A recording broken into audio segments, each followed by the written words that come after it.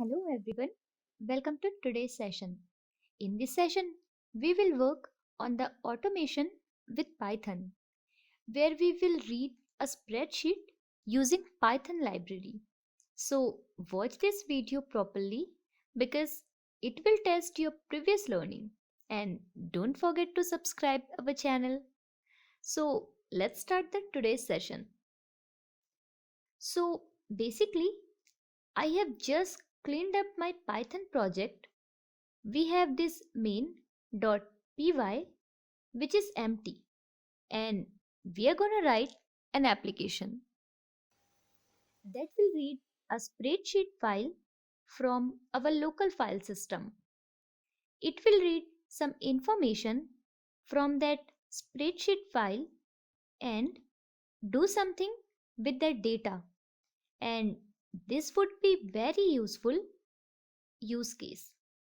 If you are working with lots of files and you want to do some data processing in those files, and you don't want to do that manually by automating or writing a program in Python that basically can do anything in a file or across multiple files. So let's see exactly what we are going to be doing with this program. So first of all, we are going to have an input file, a spreadsheet file that we are going to be working with, and that spreadsheet will look like this. It's called inventory. That's how it's going to look like. So basically, this file simulates something that many companies would have and employees of that company would be working with. So we have this list of product numbers, inventory for each product price for the product, and a supplier. So this could be an example file from a company that is dealing with selling or buying products. So what we are going to do is we are going to read the information from this file, and we are going to do something with that information. First, we are going to write logic that calculates how many products we have per supplier. So we have three supplier companies here, and per supplier we are going to calculate number of products from that specific company, and as a result we are going to list the company. So all three companies with their respective number of products. Then we are going to write another logic that lists inventory products that have inventory which is less than 10. So basically those ones. The third exercise is going to be to list each company with their respective total inventory value, and finally in the last exercise we will calculate the inventory value for each product. So product count times price, and we are going to write that value to an additional column in the spreadsheet, and after that we are going to save that updated spreadsheet file programmatically using Python. So we are going to see how to update a file and then save it programmatically in Python. If any of these sounds a little bit too complicated for you, then just bear with me. I am going to explain everything step by step, and it's going to become much clearer when we actually start writing the logic. So the first thing what I'm gonna do is I'm gonna take this file that I have in the downloads folder, and I'm actually gonna move that into my project. So I'm gonna copy that and I'm gonna drop it in here so that we have the file right in our project, and so we can basically just read it easily. And here is our inventory file. So that's taken care of. So obviously what we want to do now is read that file. So let our Python program read the contents of that file right here, because we want to write some logic based on the values that are in this inventory file, right? We want to calculate stuff, we want to list some stuff, and so on. So generally we want to work with these values, and in order to do that we need to read all of these values into our program so that we have them available. So how do we do that? Now there is actually a built-in module in Python that allows you to work with files. Generally, it's not specific for a spreadsheet or for any other file. It's for different types of files generally. However, there is an external package that allows you to work with spreadsheets specifically. And the obvious advantage is that that external module that allows you to work with spreadsheets or was created to work with spreadsheets specifically has much more functions and is much easier to use. If you are working with spreadsheets compared to this built-in file module, so that's one of the cases where you may have multiple ways of actually implementing some functionality for application, and then you have to make this decision of maybe finding a better package or better module which is available externally that will make it easier for you to implement that functionality. So that's what we are going to do for our project. We are going to choose the package that is actually made for working with spreadsheets. We are going to use that one, and it's called openpyxl. And if I search for it, this is the package that we are looking for. And if I click inside, basically we have some information about this package. So here we see a description. Let's actually make this bigger.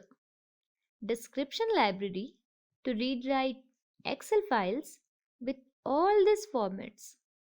So this is the library that we are going to be using in the same way as we did before. We are going to copy that command and execute it from PyCharm's integrated terminal. So from here I'm gonna execute this pip command and install our module, and as you see, successfully installed openpyxl, and this is the version of the module that we installed. And in external libraries side packages you should be able to see our openpyxl package.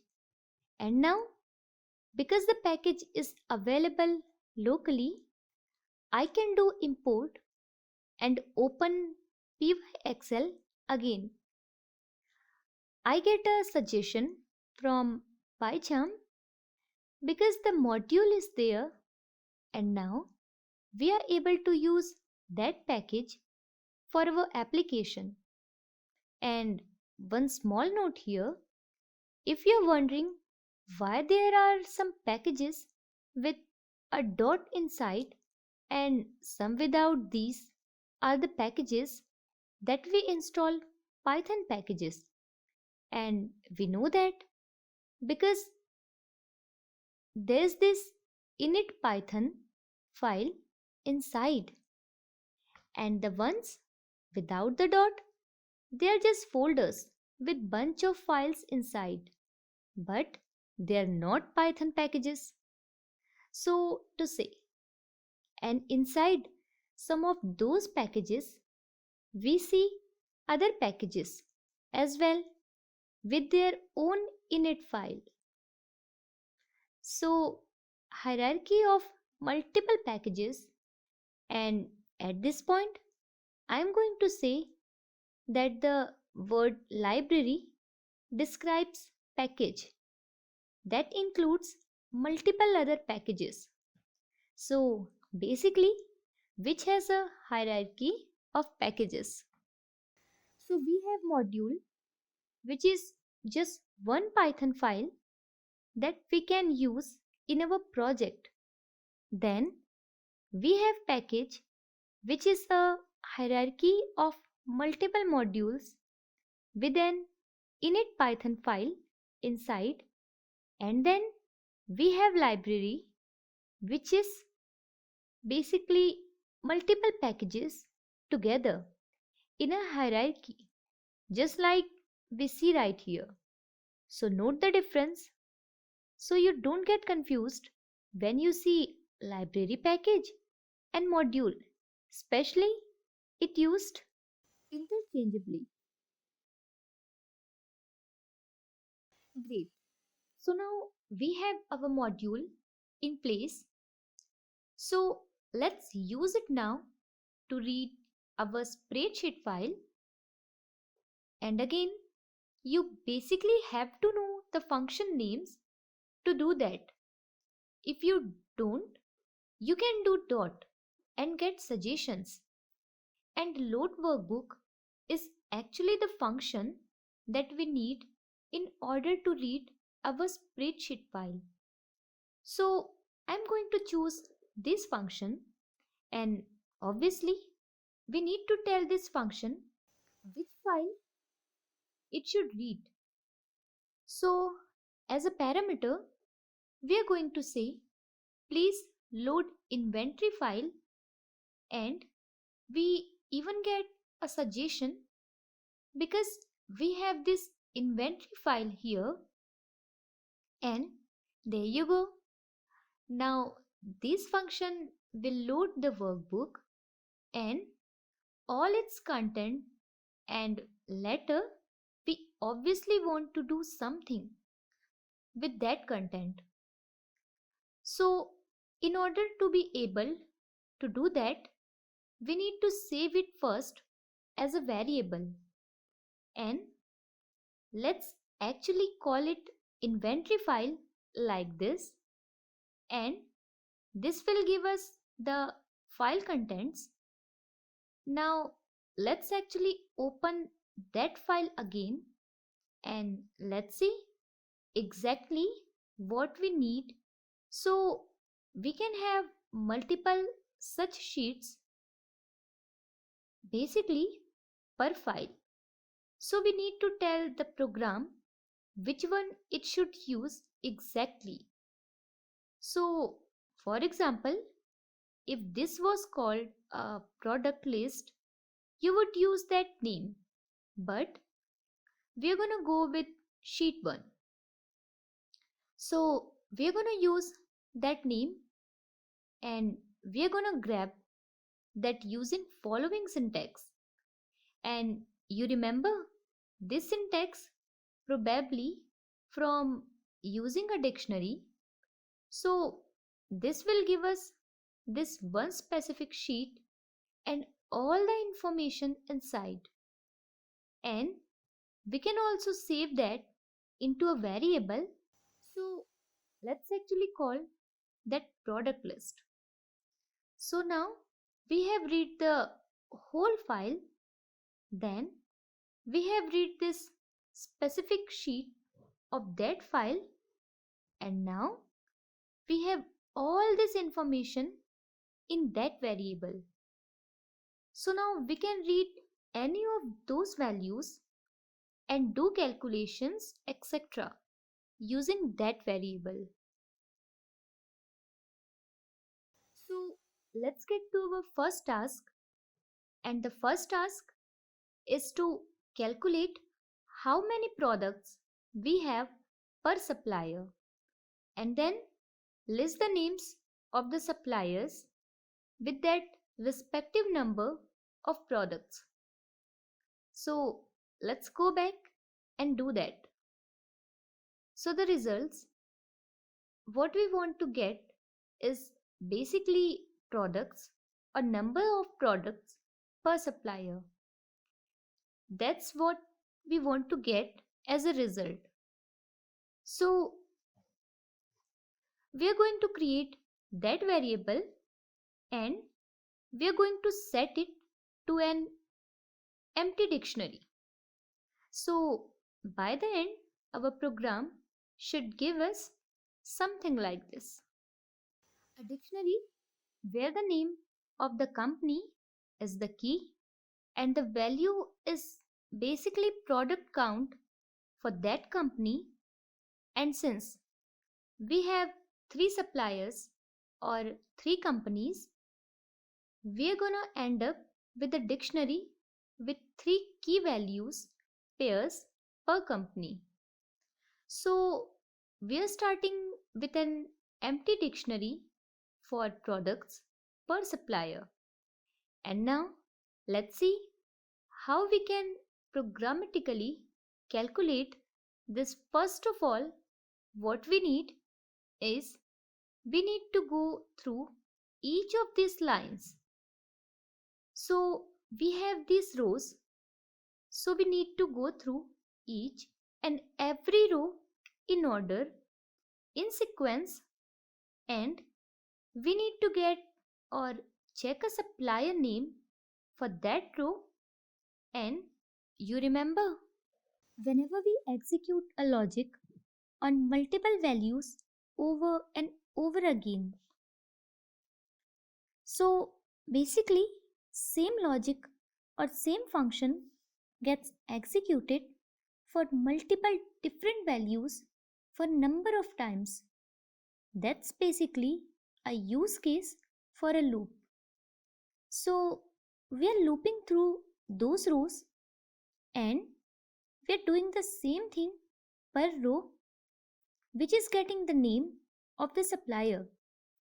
Now, as you also remember, loops have conditions, right? We need to tell the loop how many times it should execute that specific logic.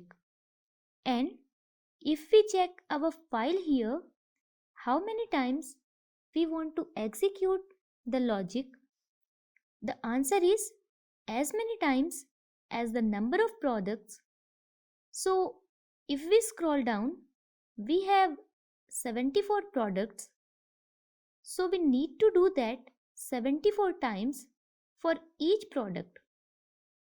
So basically as many times as the number of product, and obviously we want this program to work for any spreadsheet file, right, with any number of products. So we need to calculate, or we need to read that value also from the file. So we need to read how many products are on this list. So let's see how we can do that. First of all, we are using for loop to execute the logic for specific number of times. And if you remember from for loop syntax, for Then we have the specific item. So what's in an item? In our case, our item is a row. Right product row is going to be an item of iteration. So looping basically, so we can call our item products row and then comes in, and now we need that condition how many times, and again this should be generic.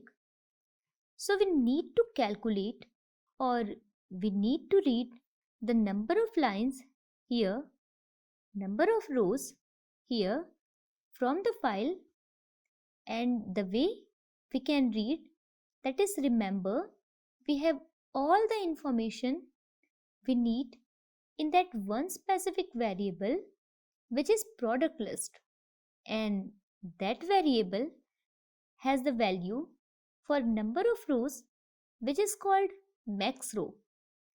Now, how do I know that max row attribute is available for product list?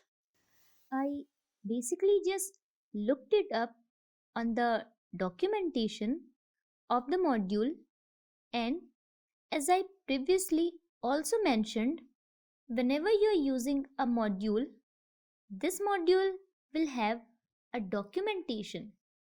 So if you need some functionality, if you need some values, you can basically just search inside the documentation which function and variables are available to get the functionality or values that you need.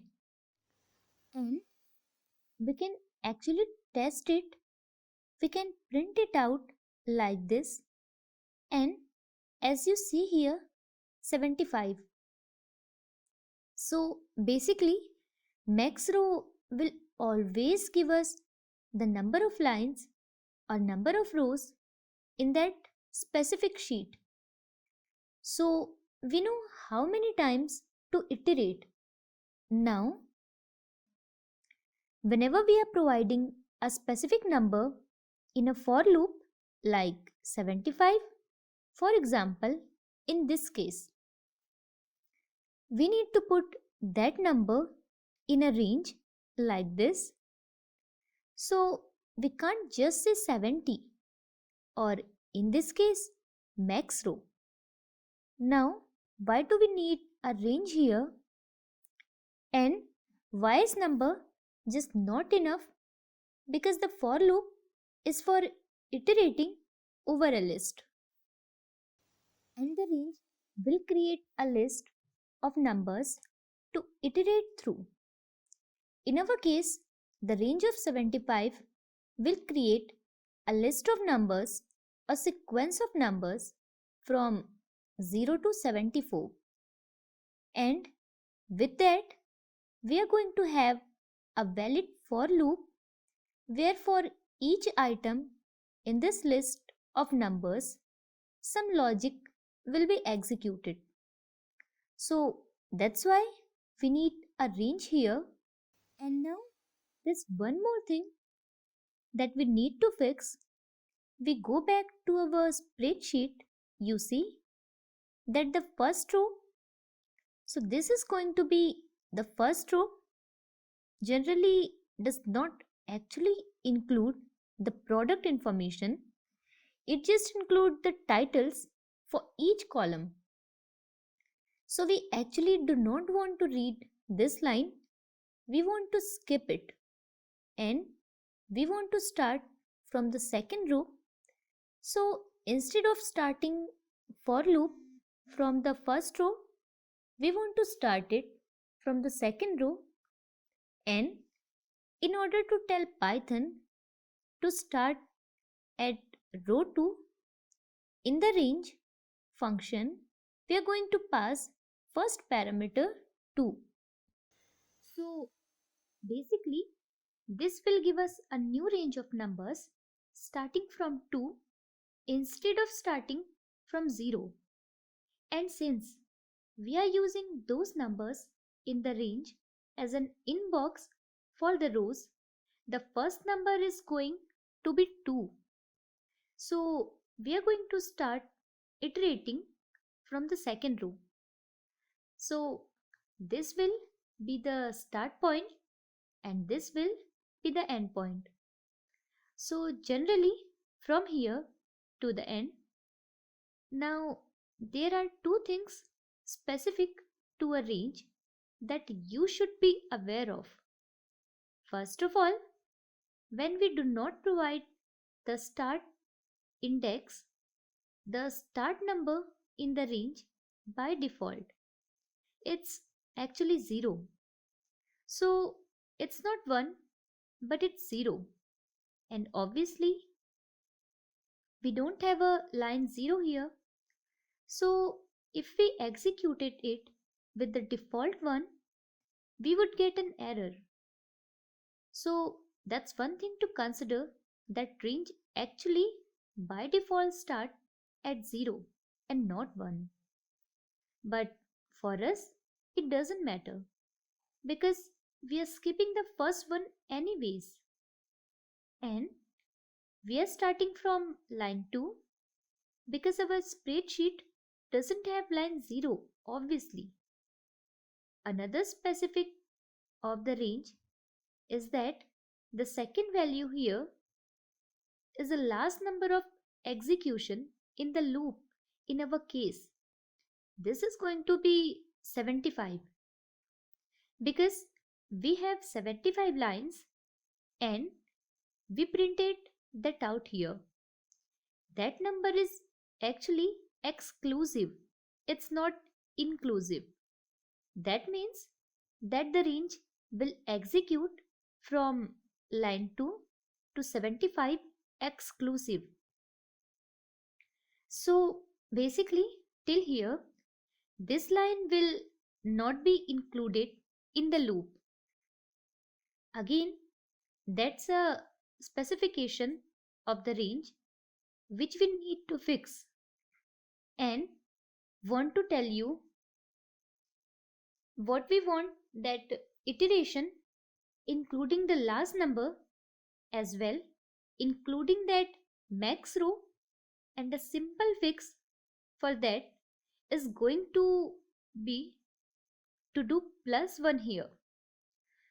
So whatever the max row is, we want to include that 1 as well. So we want to add 1 to it.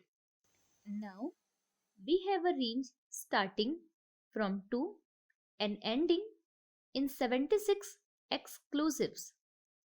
So obviously the 76th line will not be read, and this will now give us a range that we need. And now that we have condition for the loop and we have set how many times it should execute, let's actually execute the logic itself. So what is the first information we need from that product row?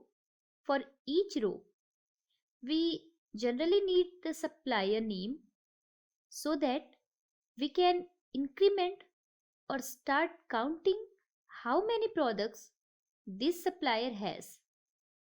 So we need this one, 2, 3, fourth column, and the value in that fourth column for each and every row. Let's go back to editor. How do we get a value in the cell? You have to imagine when we iterate, we have one row per iteration. So right here, we actually have this product row, which is just one row, and we have 4 columns here, and we want value in this specific cell, and we can get it using first of all product list, because again we have all the information here. So in this list, we need a cell, we need a value of a cell. So that's the name of the function, and the cell takes two parameters. Again, product list contains the whole sheet here. So the whole list with all the rows and columns, and we can get a specific cell value. So whatever we are doesn't really matter from that variable by providing two values, the row number and the column number. That's it. So row 9 column 1 will be this specific value. Row 5 column 4 will be this specific value. So for each iteration, we are going to do exactly that. So for our case, the supplier is always column 4 and the row is dynamic because we are iterating, and therefore we are going to use whatever row we are at the current iteration. So that's the first parameter in column 4, as I said, and this will give us the supplier name for each and every row. So we can grab that value like this, and this is going to be supplier name. So we can save it in a variable. As a next step, we are going to start building how many products each supplier has. We are going to start building a dictionary with the name of the supplier and then how many products they have. So we are going to be building this dictionary here, and this is a reminder now for what I said previously, that you don't need knowledge of math in programming. Rather, you need logical thinking. So you're going to get tasks like this where you have to decide logically that how you're going to do a certain task and think it through. So programming is more about logic rather than pure calculation or math, which is actually more interesting and cooler.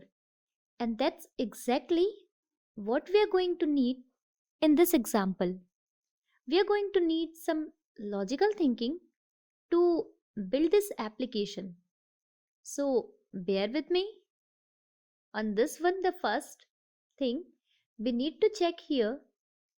So think about this iteration on the first time and second time. The first time the list or the dictionary is actually empty.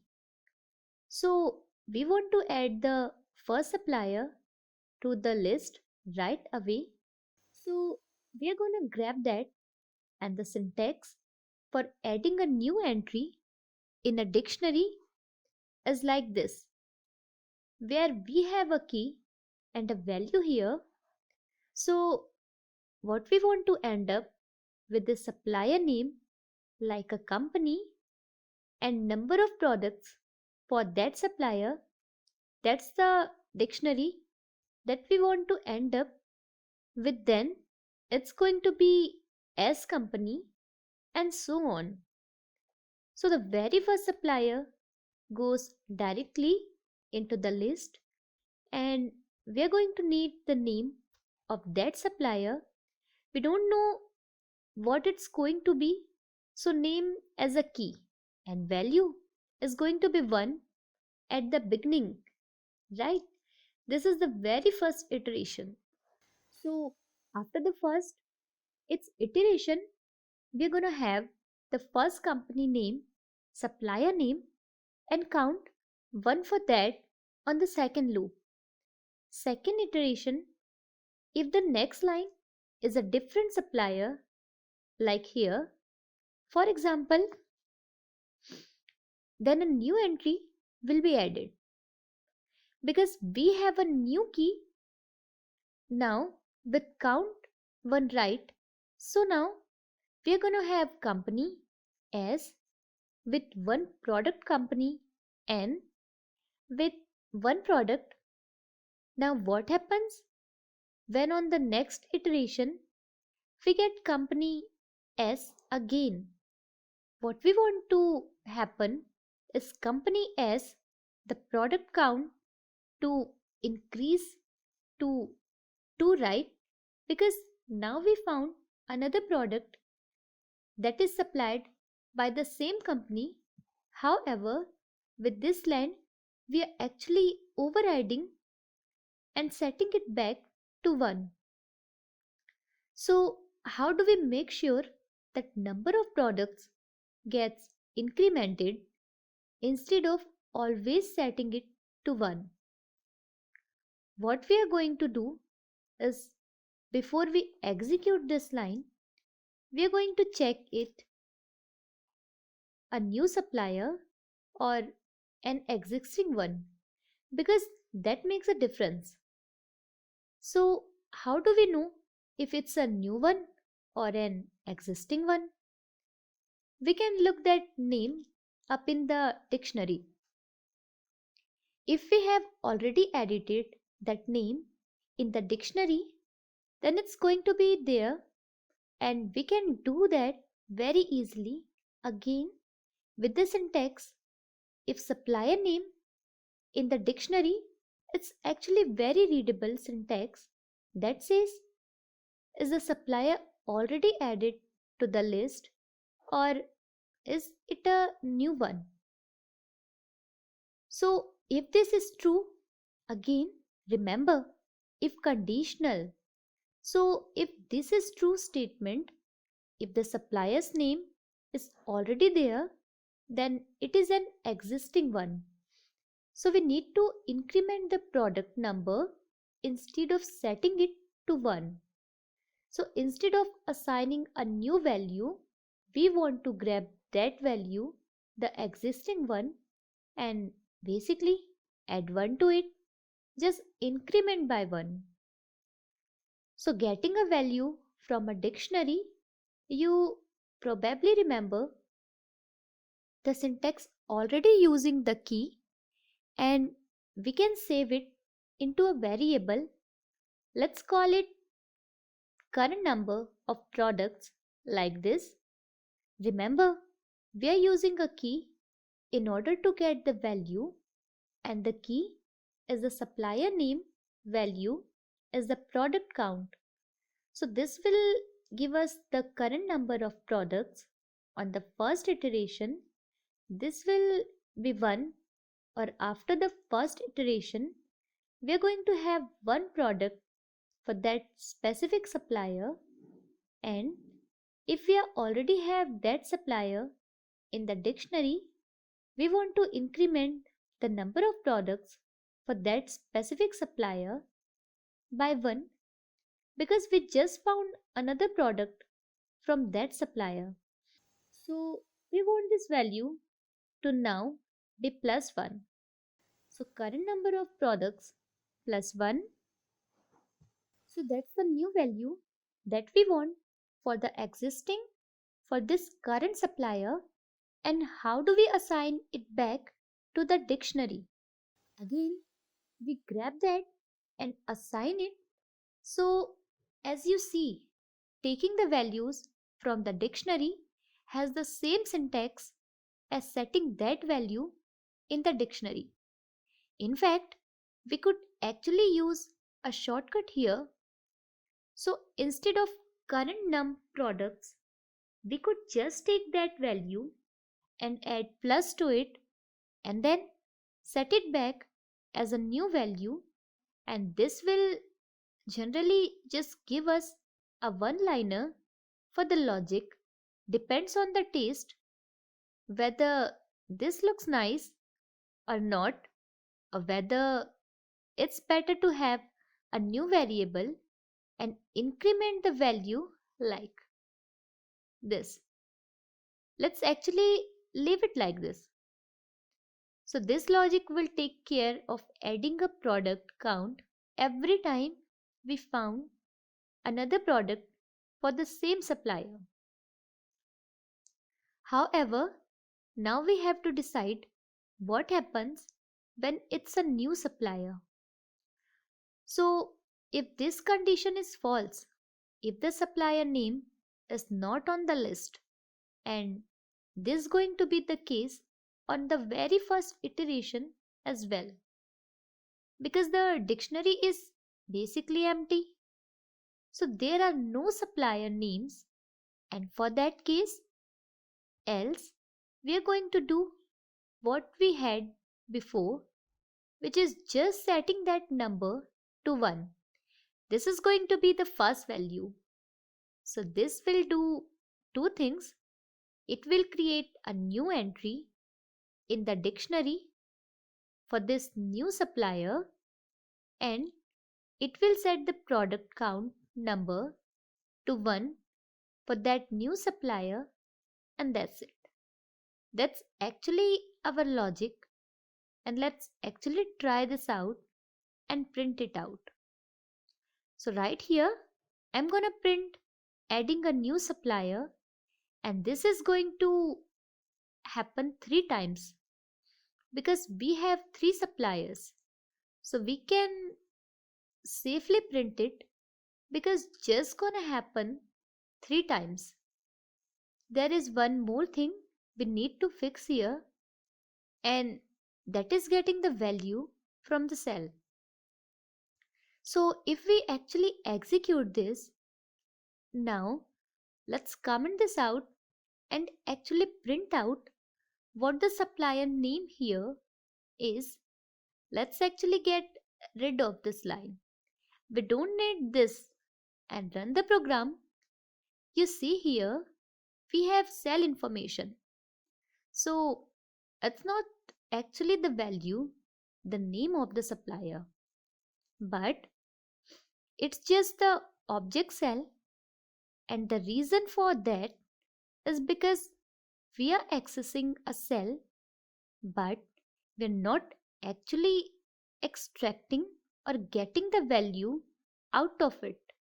And we can do that using this value attribute on that complete object. Again, something that you can look up in the documentation of this open pyxl module. So now let's run it again, and now we have the actual values of that cell, and this will take care of that small problem. And now we are ready to execute our program. And after the for loop, actually let's print out the dictionary because we want to see the results of the dictionary that we are building here. And I'm going to execute it now, and there you go. First of all, we have 3 times adding a new supplier because we have 3 suppliers, and this is the resulting dictionary, and it looks actually very good. First, we have company S because this was the first on the list, and we have number of products that were counted for that company. Then we have the second one with number of products, and the third one. So it looks like our program did exactly what we wanted. So that takes care of the first exercise. Now I want to note here one small thing, which is an alternative syntax for getting values from a dictionary, which is actually a more recommended way of doing it, which is instead of having these brackets here, to have a get method, to use a get function with the key name. So now you see the difference between those two. So this is setting the value of that key. Again, remember, key is this one here, and this is the value. So we are accessing the value of the dictionary using that key. And get function is actually another way of grabbing this value out of a dictionary using a key name. Again, if I execute this, I should see the same result. So, this is all about the today's session. In the next session, we will work on the next exercise. If you guys have any doubt or any question, you can ask me in the comment section and you can drop your mail also. Thank you so much for watching our video.